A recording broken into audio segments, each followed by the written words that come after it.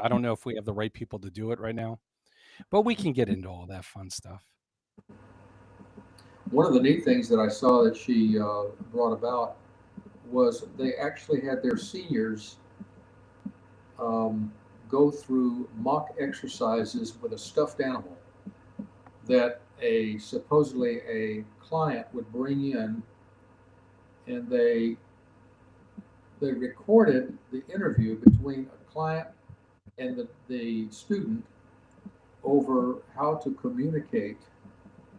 And then when it was like a 15-minute session, and when it was over, then there would be two students and a professor watching it on camera, and they would critique them on how they related to the owners, how they talked to them, how they got them to relax and tell them, what they needed to tell them, and so forth. And I thought it was a great idea, and I don't know why they weren't doing that decades ago. Yeah, the problem, it's a start, but I still don't think actors are going to really give you the true emotions that a client is going to give you because I believe clients could sit there, look you in the eye, and tell you to go, f yourself right there. Yeah, And they'll do it online now too, so the whole world can hear it. And yeah, it's one of the things that we're dealing with in this profession now. That obviously, back in the heyday, what I always called the best years of veterinary medicine was the early 2000s. I mean, it was just wonderful. could be. It was like the roaring 20s, So, but here, let's get started and we can go from there. Sound good? Sure. Hello, everybody. Welcome. I'm Dr. G. Welcome to Truth on, actually, no, Irreplaceable Truths.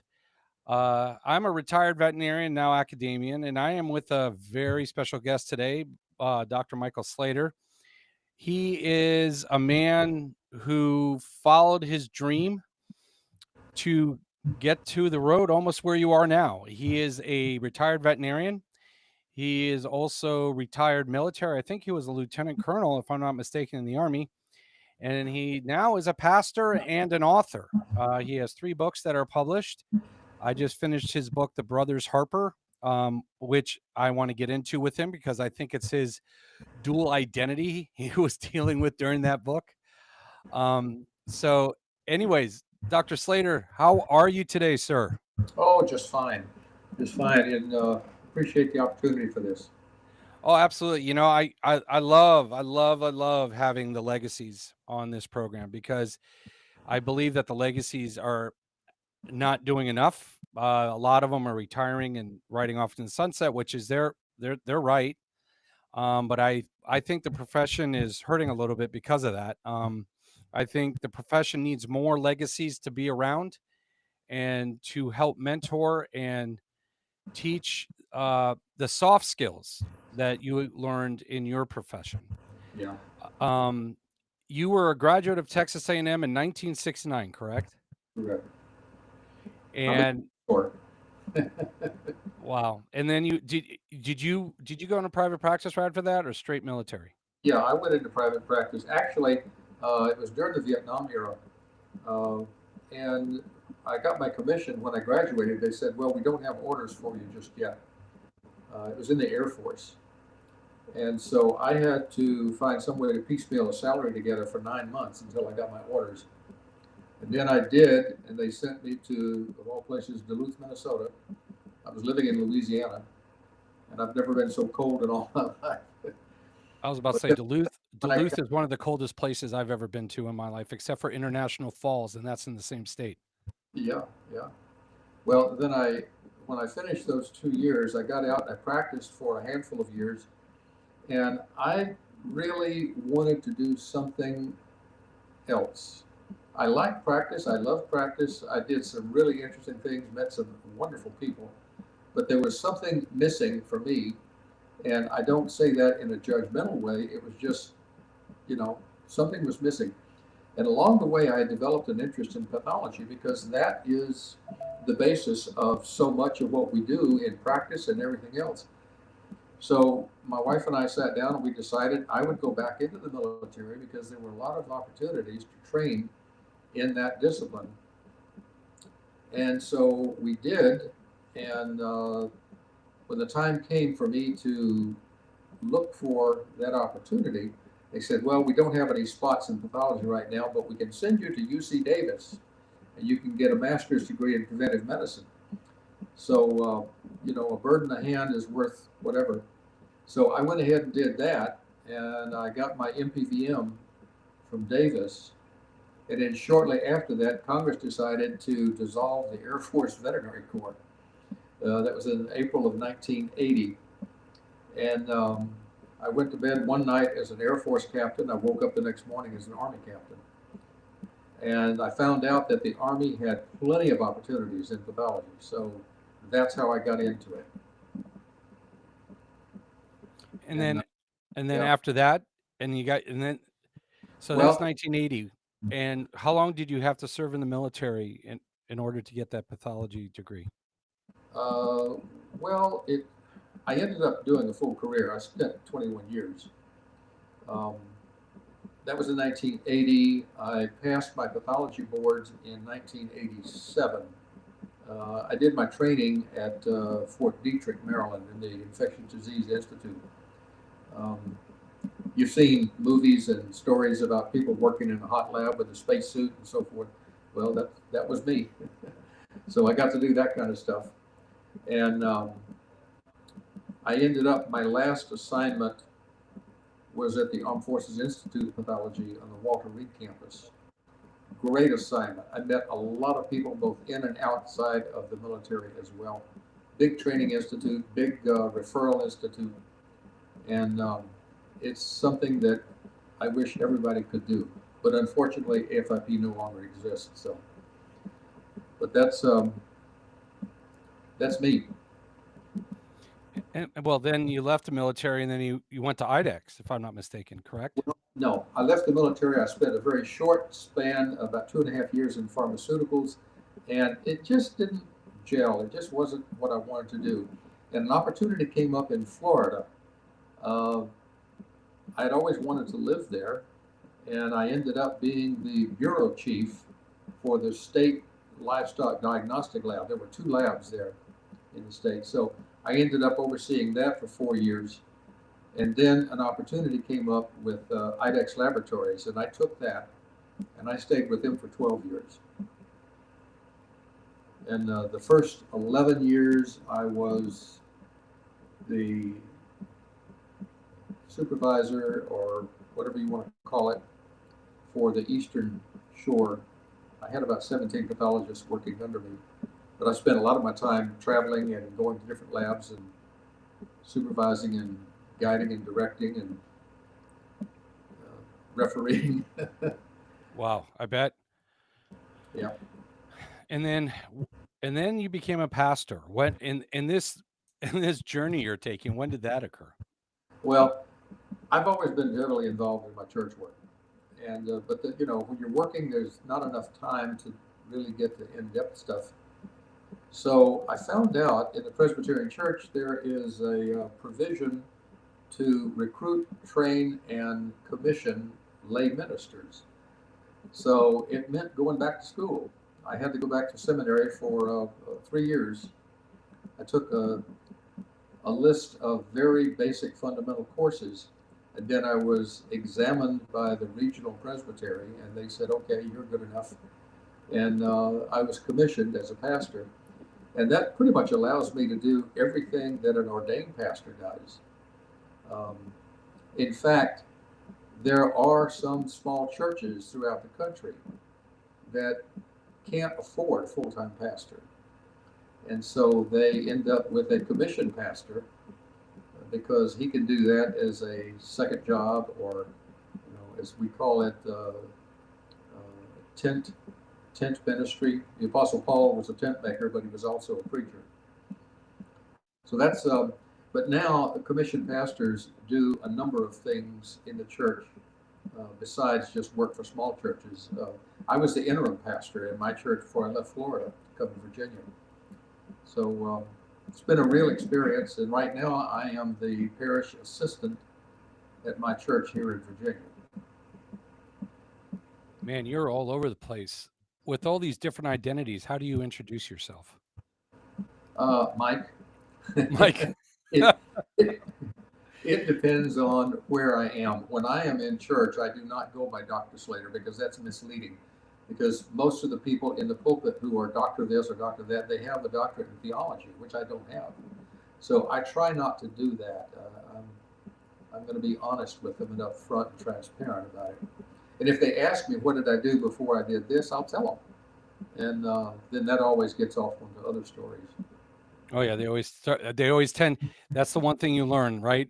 You never tell anyone you're a veterinarian because you're guaranteed at least 10 stories. But the funny thing is, my wife had a good story about that. We were at a cocktail party, and someone came up to her and said, "Well, can your husband answer a veterinary question for me?" And she said, "Well, if it's not dead, I doubt if he can because he's a pathologist."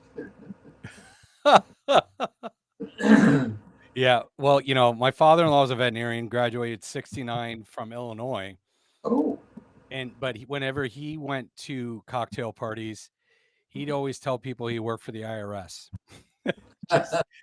just so it wouldn't do that, because you got to create some sort of separation yeah. in your life, right? And don't get me wrong, being a veterinarian is a very, very prideful profession. It's an amazing profession. Love the profession. Love working with the animals. I even miss my clients dearly. But there are times where you just want to go out and just be out with couples and not talk about work. Yeah. So, what you find yourself doing is associating with people who respect your need for privacy and and for balance. and there's nothing wrong with that. Absolutely nothing wrong with that. And as you get older, I believe you tend to start hanging out with more people that have the same values you do. And your friend groups get smaller and smaller and smaller and smaller. But that's okay.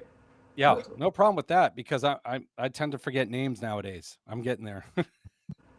So, But yeah, so go ahead. but in your introduction, you said something very interesting. You said you were a veterinarian, but you're still lacking something. That fulfillment kind of wasn't there. What first drove you, or drove your attention to the veterinary profession? I don't know. I've been wanting to be a veterinarian since I was 10 years old. Okay. Um, and I can relate back to that. I can think back to that. I almost remember the day that I decided. And when I went into college, I did something that other people should not do. I went into it without a backup plan. I was totally focused on it, and I guess it was good that I did have that level of focus, because at Texas A&M, during the time I was there, they had shifted to a 3-year program, and you had to go to school practically year-round. It was 3 semesters a year with the month of August off, and you finished in 3 years. And it was usually the flunk out rate is in the first year. For us, the burnout was in the second year. And it also affected the faculty as well. They've since done away with that and gone back to 4 years. But you had to stay really focused. And I went into it with that kind of focus. So had I not, I probably couldn't have made it. So if you were able to go back and sit across the table from that 1969 fresh out of school veterinarian, what advice would you give that veterinarian? Trust yourself. Trust yourself. Yeah, I think a lot of early career veterinarians have a problem with that, and I don't know why they don't trust themselves. I mean, if anything, I think their education's better than what I got and what you got. Oh, The yeah. technology's better, diagnosing's better, the amount of tests that you can do, affordable tests you could do are better. And I think I don't know why veterinarians do not lack that trust in themselves. Well, I can't answer that question, but I don't know that other veterinarians have that same problem. I know that I did initially coming out. The one thing that they all need to remember is when you graduate, you are not a polished veterinarian. And a lot of my classmates went out and started their own practice just off the straight out of school, and they struggled because not only did they need the experience, but they needed to learn how to run a business, and that burned out a lot of them. But most of them ended up working for someone and learning. Uh, I highly recommend, if it's all at all possible, is to do a 1 year internship somewhere. Go to a different school. Go to Angel Memorial. Go to Animal Medical Center in New York. Um, you'll find a lot of experience there. Look for a practice where you see a group of veterinarians practicing high quality medicine, and go immerse yourself in there. Take a low salary if you have to, but do it as continuing education, and then make your decision from there.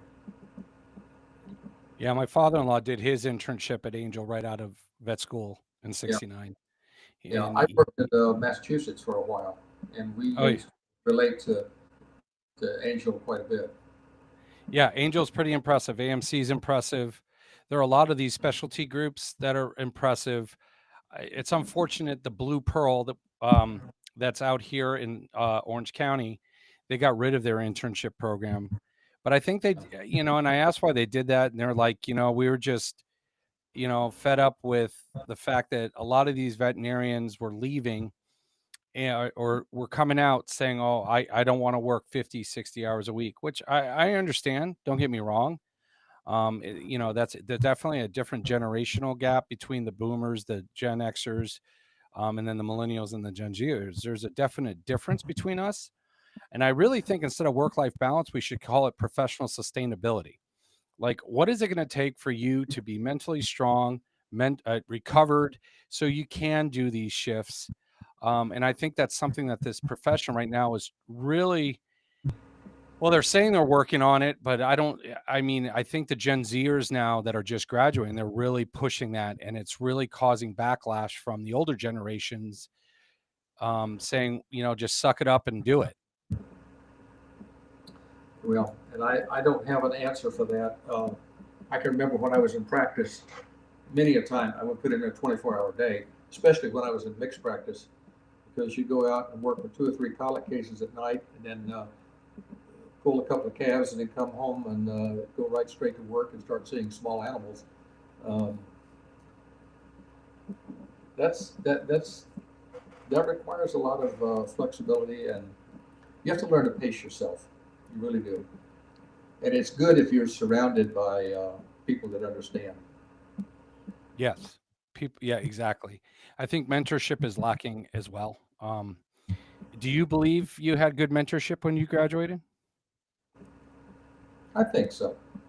I think so. I worked for a gentleman in Brockton, Massachusetts, by the name of, now I forget his name. I'm having a senior moment here.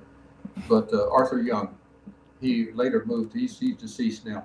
But he was a very intense person. He graduated from Georgia back in '52, had his own practice. I came to work for him, and it took me in the first week to realize this was a continuation of my schooling.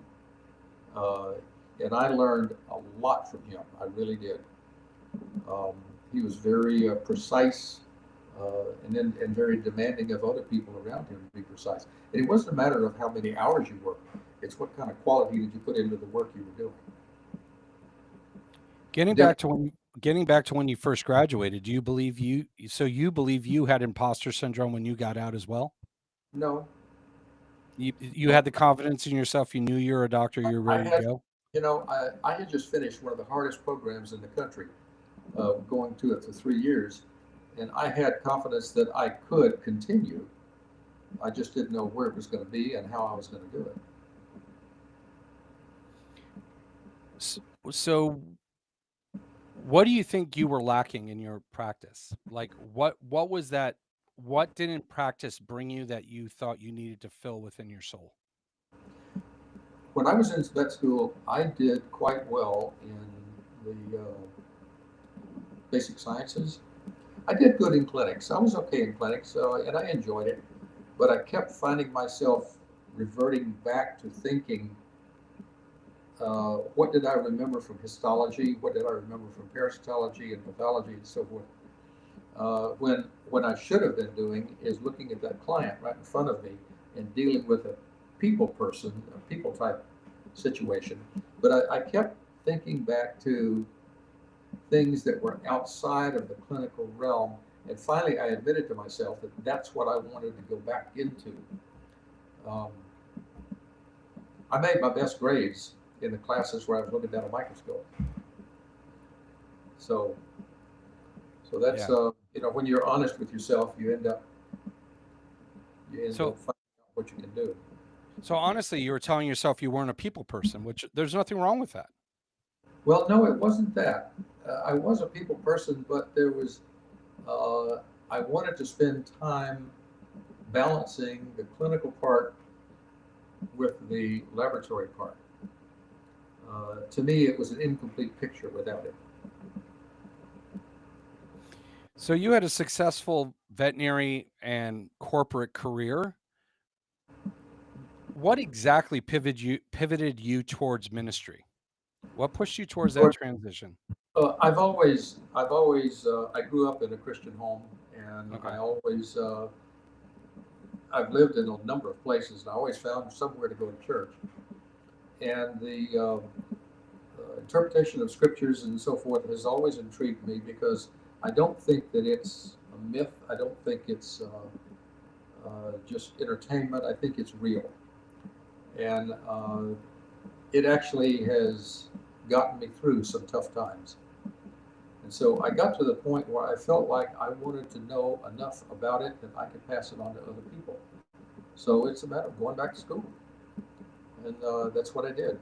I love talking to folks. I love standing up in front of a crowd and talking and speaking publicly. And I feel very comfortable doing it. So it's a gift. Um, and I don't say that I taught myself to do it. It is a gift. And I feel like when you're given that gift, you're supposed to use it. Do you believe your faith helped you through all your adventures, through vet school, through your veterinary career, through the army, through getting a pathology degree, Oh, yes. Oh, yeah. IDEX? Yeah. Yeah. I can tell you one story that kind of capsulizes so much of it. Um, when I was at the AFIP, during that time is when Operation Desert Storm happened. And like I said, I did my training at Fort Detrick, so I had a backdrop of infectious disease training. And when Desert Storm hit, the Armed Forces Medical Examiner's Office, they are responsible for investigating all airplane crashes, boating, accident, military stuff, and so forth. And in wartime, they have to evaluate all the remains that come back.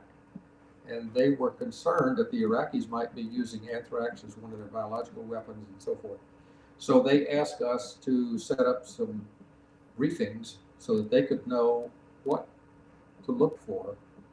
And we set that up. We brought them up to speed. And once we did that, they said, well, now you need to come to the mortuary at Dover Air Force Base. You need to go there and look at our building and tell us if we are set up to handle that kind of crisis. So we made several trips there, and the last one I went by myself, and I was just about ready to leave, and I saw on the news that a Scud missile had hit a reserve barracks in Saudi Arabia, and we had the remains of 28 soldiers coming home.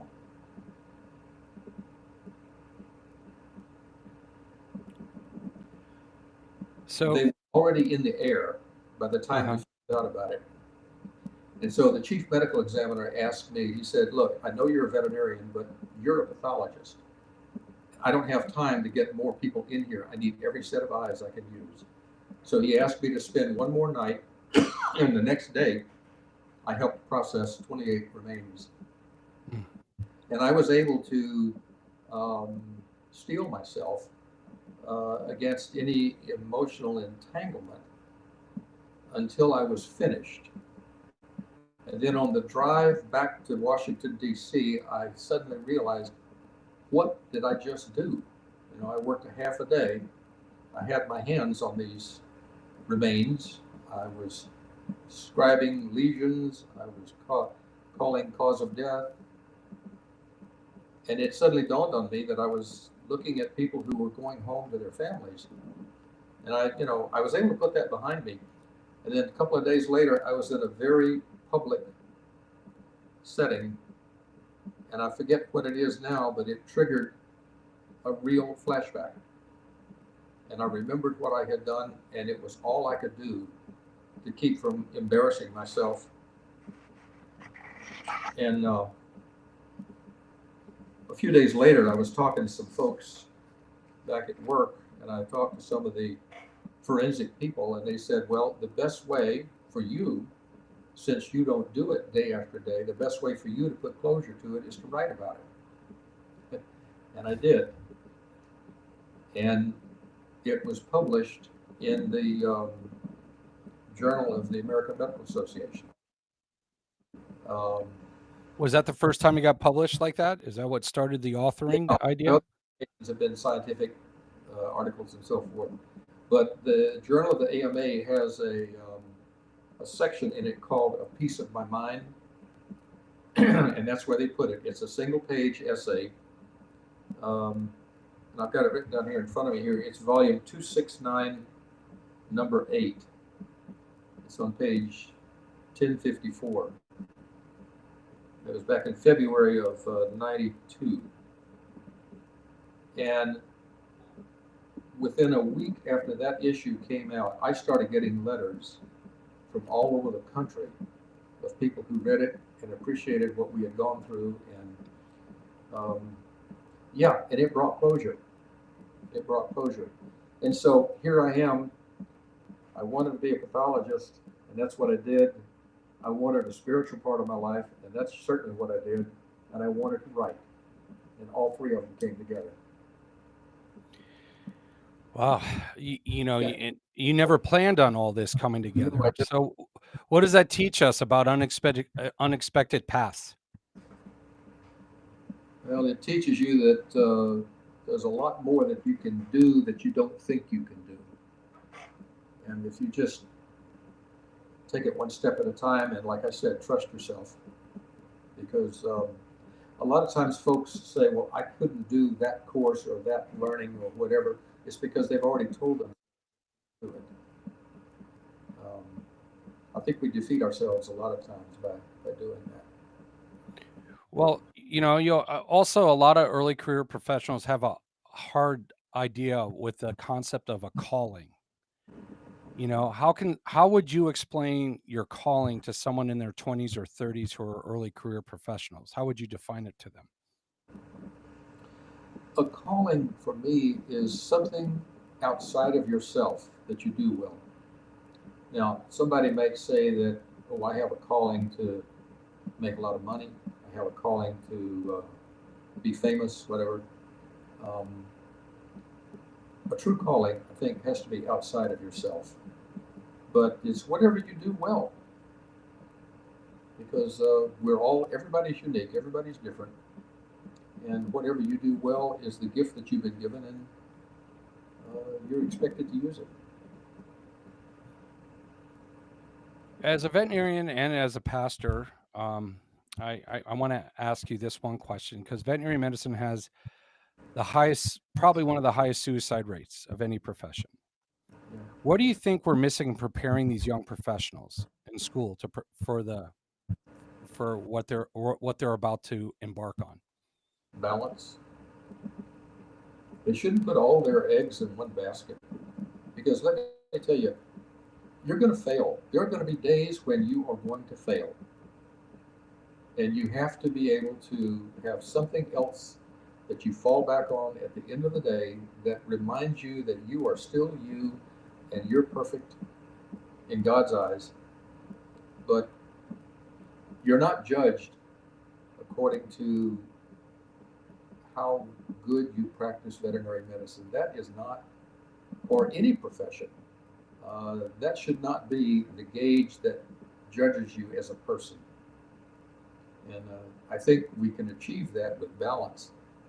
But if our world gets too small and we're looking at only what we felt, this calling that we talk about. You can have a calling, but you've got to have balance in your life too. People need to have hobbies. They need to go places. They need to see different things. If you grew up learning how to play the piano, don't stop. I had piano lessons when I was little, and I wish I had kept them up. But you've got to have other things that take you away from this day-to-day grind, because nobody's perfect, and you will fail on certain days, and you can't take that to heart. Do you believe that early career professionals with a greater spirituality have a better time handling stress, or is spirituality just one of the tools that are used in your toolbox to handle stress? You know, there's some people that feel like spirituality is something that we've made up, that it's a good luck charm, it's a lucky rabbit's foot. No, I don't think that at all. I think if your spirituality is that thing that is running in the background all the time, um, just like the programs in a computer that make the computer work, you don't see them, but they're running in the background. If you can have that kind of faith and trust running in the background all the time, um, to me, that reminds you who you are, and you're very special in your own way, each one of us. Oh, so in your book and Journey to Understanding, what is the one single hardest truth about life and career that early professionals need to hear, even if it makes them uncomfortable? Mm, you're not in charge. Yeah. You are not in charge. You know, the my Jewish friends say every time we make plans, God laughs because He's got other plans for you, and you just have to go with the flow, trust it. Yeah. Well, I mean, and the problem is now is that, these students are graduating with a lot of debt, social media, client incivility. Do you think it's different now? Do you Oh think yeah, it's changed? Do you think it's changed in the last 10 years, or do you think it's been a gradual change since it's 69? been it's been gradual, and I honestly I'm not in a position to evaluate how it has gone up or down, or at what rate that it's gone. But it's been a gradual thing. You know, when I graduated, social media, we didn't even have the internet back then. But that has been a big thing. I think one of the hazards of the internet is that it has replaced personal interaction. And I think if people will learn to, their people skills don't come from social media. Their people skills come from practicing it. And it's just like anything else, like speaking a foreign language. If you don't use it, you lose it. So if they don't practice those social skills, um, you're going to have trouble with it. And it's like I keep coming back to this. You have to have balance, uh, balance in your life. Well, balance is everything. One of the things I think as well, veterinary schools are not balancing the type of student they're accepting. Um, I believe they're taking the ones with the high IQ, but no emotional intelligence. Obviously, now with your work in the church, you have to have a lot of emotional intelligence to deal with your congregation and people you talk to. How long did that take you to learn? Or do you think you had that when you graduated? The emotional balance, Yes. yeah, took me a while. Took me a while. Did they Um, touch on that at all in school? no, No. Yeah. Yeah, I think that's one of the problems. I think I don't know. I just think, now I think veterinary schools are I don't want to say this mean, but for a majority of the students, it's setting them up to fail. I'm not saying all students, because some students come in and they have a realistic idea of what it is to be a veterinarian, but some of these students have no clue what it is to be a veterinarian, and then they think that they're going to be able to play with, dogs and cats and cows and horses and parrots. And then they realize and they're like, holy crap, I got to be a doctor. Mhm. How would you prepare a veterinary student today? If I know Well, you said you have, balance, you have to prepare them before they ever get into vet school. right? And I think that the schools that offer pre-vet programs need to do that. And the veterinary schools that go with that watershed of students, they need to send um, representatives to these different places to talk to them. There should be societies, academic societies in these schools of pre-vet students. That maybe there are. I've lost track of it. There are some. Yes, there are some. There Yeah, is a national pre-veterinary club, but yeah, not all schools have that club. yeah. Because I know when I got into vet school, we had a student chapter of the AVMA, and I Right. learned a lot from the practitioners that would come and speak to us. And I first went to work for a veterinarian when I was 15. This is what really convinced me that this is what I wanted to do. I was living in San Antonio. I went to high school there, and I went to work for him for 50 cents an hour. And I was cleaning up cages and feeding dogs and bathing dogs and everything. And then he trained me to help him in surgery. And when we had a slack moment, I was sitting at that microscope looking at fecal samples. Um, and that really convinced me that that's what I wanted to do. And he was a good teacher. Um, he did not practice any kind of country medicine. He was very modern. He was very up to date. And a lot of that, I think, is what got me leaning toward the basic science part because he was able to balance it very well. So, yeah, yeah, that's where you learn to do it. And I was able to watch him, how he handled clients. And I worked for him right up until I finished high school. It was a good experience. I think anybody who wants to be a veterinarian should go through that. They should get a firsthand experience with it. If you could leave one story behind for early career vets to know about you, what would it be? See that again. If there was one story you could leave behind for all the early career vets to tell, what would it be? Look for those clients that respect you and understand you as a person. And anytime you feel like you're failing, think back to those times when you felt good about yourself and then ask yourself, why did I feel that way? And use that to overshadow whatever negativity is going after you. I'll tell you the one when I was still waiting to go in the Air Force, I was in a practice that was a mixed practice. And of course, going to school in Texas, we didn't have a whole lot of experience in swine medicine. If I'd gone to Iowa or somewhere like that, it would have been just the opposite.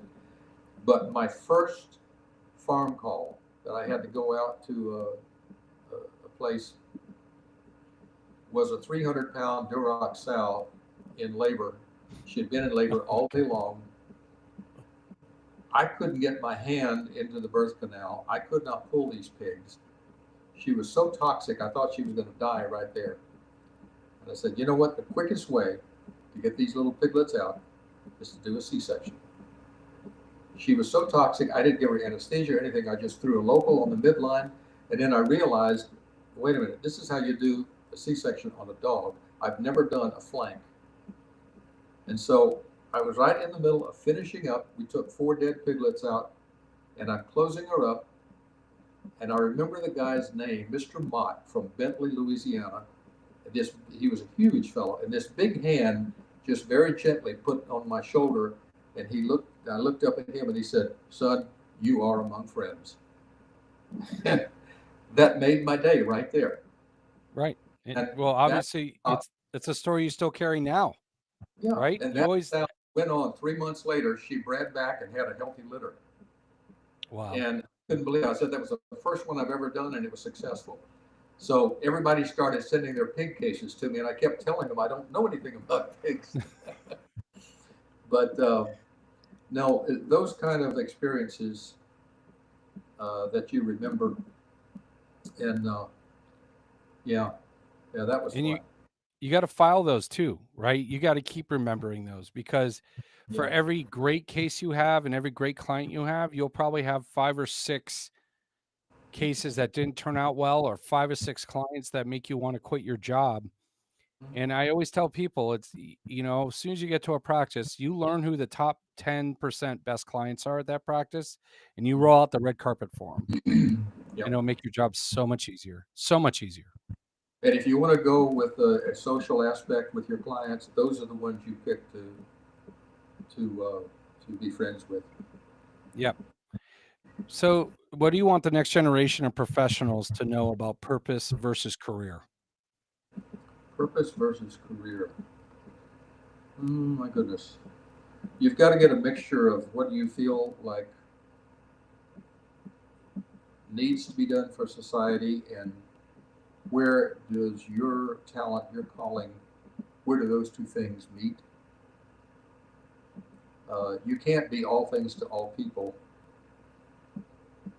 but you can't be all things just to yourself. So somewhere in the middle, it's what society needs on the one hand and what you can provide on the other, and somewhere those two things meet. You may not be material for private practice. You may not be material for pathology. I had a lot of my friends in practice could not believe that I'd gone to pathology. They said, I can't imagine sitting at a microscope all day long. And because they would rather be out in the field, in farms, and at home, doing surgery, seeing people across the exam table. But you have to be honest with yourself, and don't let anybody else tell you what you should do. You go with what your gut tells you. So you're totally under the belief that if you graduate the veterinary degree, clinics aren't the only option for you. Oh my goodness, no. My goodness, no. I thought that my time at UC Davis, getting a master's degree that I didn't really plan on doing, that year taught me about a number of things that people do in the profession that you never imagined that you could do. And so I tell first-year students when I see them, go into this with an open mind and realize, and don't decide that you're going to do this, so I'm just going to get by in this other stuff. Take in as much as you can, because you never know what you're going to end up doing. Okay, I want to get into the book, The Brothers Harper, because I made the deal with you, Dr. Slater. I said, you know what? If I read this book, you come on my podcast. And that was the deal we had. So I read that book, and it was actually a very, very good book. It's a very good read. But I always looked at it, and I look at it now, and I hear you. And, the one brother is an equine veterinarian in Ocala. And then the other brother is a pastor in Kissimmee, Florida. And for us who are from Florida, we know that, they're about 45 minutes apart, 2 different places altogether, especially nowadays with how Kissimmee with Disney World and then Ocala with the racing world, 2 different altogether. But was that you just describing 2 of your lives that you've lived? In part, yeah. As I've said before, I did a lot of mixed practice, but part of that mixed practice was working with thoroughbreds, and working with the people who own the thoroughbreds, because they are a different type of personality altogether. They're dealing with a lot of money, a lot of very expensive animals. I can remember one time a case where there'd been an accident on the highway, and a horse trailer had turned over. Fortunately, all the horses got out, but they were on their way to Lafayette to go to the racetrack. Well, they had little skins and bumps and cuts all over them. And the guy said, well, you got to give them some antibiotic of some kind. Give them some penicillin or whatever. And I said, no, I can't. Because if they're going to race tomorrow, they're going to find the procaine in their system that came with that procaine penicillin. So it's a different world. You have horse trainers that tell you what you want, what they want you to do, and sometimes you have to do what they ask versus what you think maybe something else. Don't you also have farmers too that tell you what they want you to do? Well, they try. They try. And the art of it is, and this is something I learned in Louisiana, with the art of that is doing what needs to be done, but make them think that it was their idea. It's just a matter of diplomacy. I know sometimes when you go to treat a horse with founder, and I don't know if they still do this or not, but we used to say one of the ways that you can get autogenous cortisone flowing is to draw some blood out of the jugular and re-inject it back into the muscle. And that always stupefied the farmers because they had no idea what you were doing. And then you would say, well, this is, and then you use a couple of big words and you get them impressed, and then they start following along with what you want. And but yeah, So you have to. you were controlling the conversation. You were controlling the conversation. Yeah, you know, because now going back to the brothers book, did you have a practice manager like he had in his equine practice that would basically step in front of a bus for you? No, you didn't.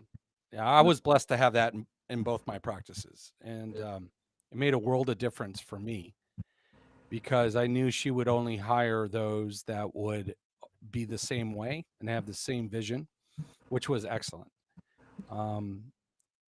You know, and that book was really interesting too, because I don't want to give away too much. I want people to read it, but you know, you would think the one brother would be the one who would be causing all the trouble, but it was actually the other one that was actually doing most of the, you know, shooting the shotgun and doing all those other things. So that's, you know, I really enjoyed it. It was a great book. And then you just released another book, if I'm correct. Yeah, I got it right here. The title of it is The Heart. Oh, that's backwards for you, isn't it? The Heart Doesn't Ask. The Heart Doesn't Ask. When my dad got out of the Air Force, when he retired from the Air Force, one of the jobs he had was the director of a work release center in Louisiana. And this is where prison inmates are sent in the last 6 months of their sentence, if they qualify, if they've behaved themselves, and they allow them to work in town during the day, and they come back to their confinement at night. And my dad did that, and because of the closeness, my mom and dad, my family, we all got to know a lot of these fellas personally, and they got involved with our family, and it was a family situation that, in the one hand, it was just a friendly thing, but in the other hand, it was part of their rehabilitation. And in this case, in this story, it's someone who gets so involved with the family that he falls in love with one of the family members. And it takes some odd twists and turns to it, but it's based on some true events. And that's my latest one. And that just came out, right? Came out a month ago? Yeah, it came out the first part of August. Yeah. Yeah. So yeah, I'm looking forward to sitting down and reading that one. I'm gonna finish this up with 2 questions. And I want you to talk as a pastor that used to be a veterinarian. Okay. If an early career professional is listening right now and they feel lost, what would you tell them they need to do tonight or tomorrow? Well, the first thing you do is you don't come up with quick, ready answers. The first thing you do is you listen. You listen to what they have to say, because when you listen to someone and you truly listen, you are telling them that they are just as good as anybody else. And that, we say besides God's grace, our self-esteem is the most precious possession that we have. So when you truly listen to someone and relate to them and validate their feelings, then you're helping to rebuild that self-esteem. Usually when somebody comes to me with these kind of issues, their self-esteem is at rock bottom. And so listening to them is the main thing. As far as telling them what to do, it depends on the person and the situation. But if you can rebuild their self-esteem, make them feel good about themselves, they will find the right answer. Unless you, the extreme case where they're completely off the charts and they're going in the wrong direction and really hurting themselves, then you can help there. But that's the way I would approach it.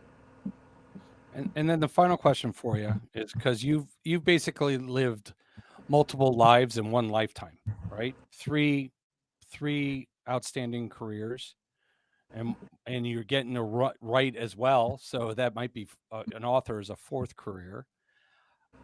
What would you what hope do you have that your journey would teach someone who's just starting out right now? Well, it's like I said at the beginning, it's okay to love yourself. It's okay to trust yourself. And it's okay to laugh at yourself. Sometimes we do stupid things and we have to just admit it and then go on from there, because everybody does it. And that in turn helps you when you look at other people, because they're going to do the same stupid thing, and you're going to say, well, you know what? We're all in the same boat together. And that's the take-home message that I usually, without getting into the deep theological part of it, that's the take-home message for a lot of folks. Yeah, we're all on this bumpy ride together. That's called life. It's a grind. It is a grind. You can't tell somebody your end of the boat is sinking, but I'm okay. We're all in the same boat together. Yeah, I always tell people, I tell my kids, I go, it's okay. Just try to imitate a duck. You look nice and smooth on the surface, but underwater, those legs are just turning like crazy. Crazy, yeah. Well, Dr. Slater, thank you so much for coming on. It's been an honor and a pleasure to get to know you. It was an honor to get to read your book and ask you about it. Real privilege. And that was not my first novel. This was my first one. Kisatchie Voices. Oh, yes. Look at that. And that's the one that's in Louisiana, right? Yeah, this is in Louisiana, but I wrote it under a pen name of J.C. Oliver, and there's a long story behind that. I won't go into it. But this is about a teenage girl that grows up in a ghost town that used to be a sawmill town. And when the lumber industry pulled out after they cut all the timber, they picked up all the houses, and she and her father, her mother's died. She and her father, who is a retired alcoholic sawmill foreman, they are living in one house together. She's a social outcast, and then she meets somebody very special. So I'll just leave it at that. Okay. Here we go. Kindle books. Here we go. I'll send you the links to all 4 of these books. Yeah, I'll put all the links on for them to see that. And then obviously I know you're on LinkedIn. So if anyone wants to ever send you a message on LinkedIn, that would be the best. Sure. Do you have a web page with your books and everything? I do have a web page, but it's only in reference to the Harper brothers. Okay. So LinkedIn's the best way to get a hold of you, in my opinion. Michael Slater at Outlook.com. Okay, Michael Slater at Outlook.com. Mm-hmm. Awesome. Dr. Slater, honor, pleasure. And to all our listeners out there, I'm just reminding you, Dr. Slater also made it very clear. We need to find balance and we need to love ourselves. We'll talk to you next time. All right. Thank you.